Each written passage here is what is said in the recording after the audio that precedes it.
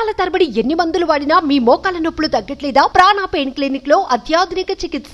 పెళ్ళంటే చిన్న చిన్న గొడవలు జరగడం కామన్. ఏదో విషయంలో పిల్ల తరపు బంధువులపై పిల్లగాడి తరపు వాళ్ళు పెత్తనం చెలాయిస్తుంటారు. అయితే కాసేపటికే ఆ గొడవలు సద్దుమణిగాయి.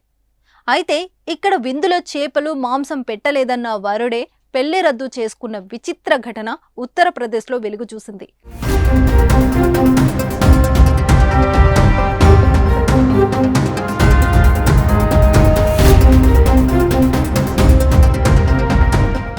వధువు ఇంట్లో జరగాల్సిన పెళ్లి కోసం ఆమె కుటుంబ సభ్యులు అన్ని ఏర్పాట్లు చేశారు. పన్నీర్, పులావ్, రకరకాల కూరలతో భారీ స్థాయిలో విందు ఏర్పాట్లు చేశారు. పెద్ద మొత్తంలో కట్నం కూడా ముట్ట చెప్పారు. అయితే విందులో చేపలు, మాంసం రెండు లేకపోవడం వరుడి కుటుంబానికి రుచించలేదు. దీంతో వారు నానా హంగామా చేశారు. చివరికి కర్రలతో సైతం దాడి చేసుకోవడం పెళ్లి కాస్త పెటాకులైంది.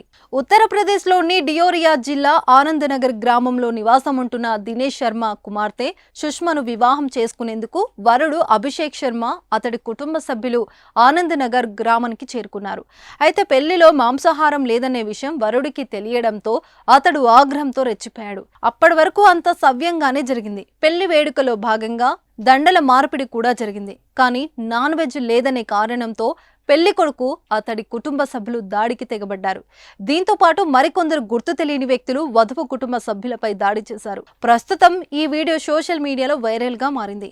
పెళ్లిలో నాన్ వెజ్ లేదంటే ఎవడైనా పెళ్లి రద్దు చేసుకుంటారా అంటూ కామెంట్ చేస్తున్నారు.